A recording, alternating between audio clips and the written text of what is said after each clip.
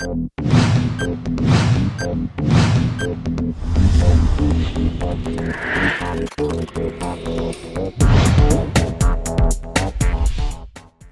aí, galera, professor André Alencar, Direito Constitucional, OAB.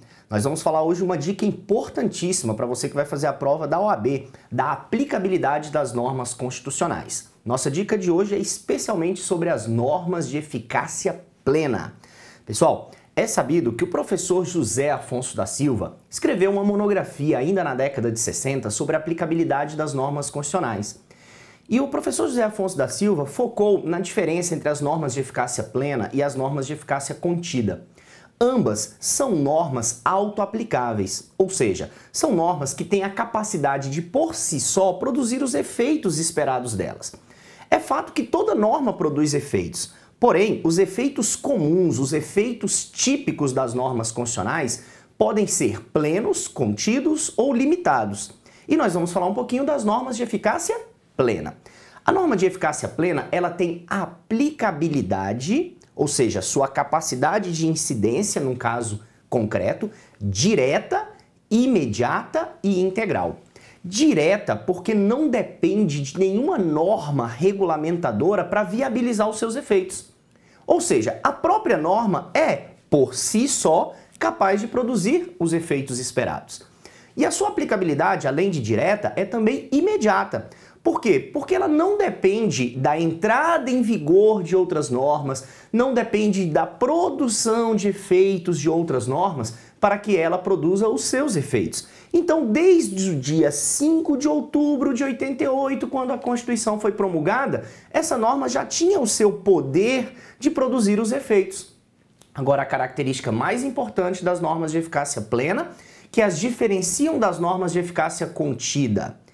As normas de eficácia plena, elas têm aplicabilidade integral, ou seja, elas não aceitam que uma norma posterior venha diminuir os seus efeitos.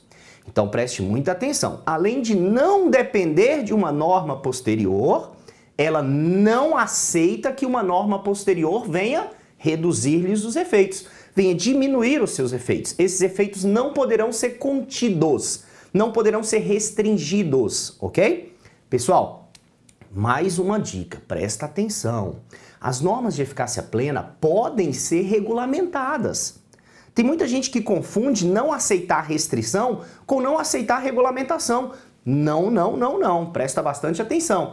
Vários direitos fundamentais que são considerados pela grande maioria da doutrina, ou pelo menos pelo professor José Afonso da Silva, como normas de eficácia plena, aceitam aceitam as regulamentações, aceitam normas posteriores que venham dar a elas um sentido mais específico, que vem dar a elas uma aplicação melhor até. Só que essa regulamentação não pode diminuir os seus efeitos.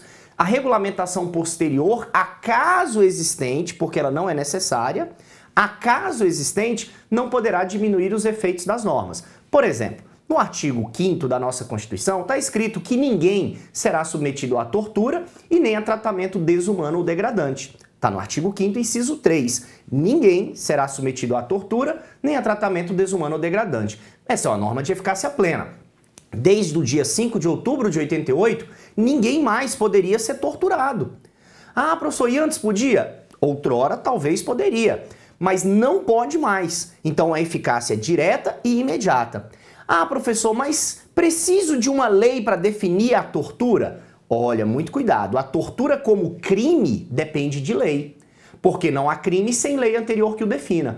Mas para a vítima, ainda que não houvesse uma lei de tortura, o sofrimento físico, psíquico causado por uma autoridade pública, por exemplo, já se enquadraria como tortura. Embora a autoridade não pudesse vir a ser criminalizada ou incriminada por causa da sua atitude, a vítima já estaria protegida porque ninguém pode ser submetido à tortura.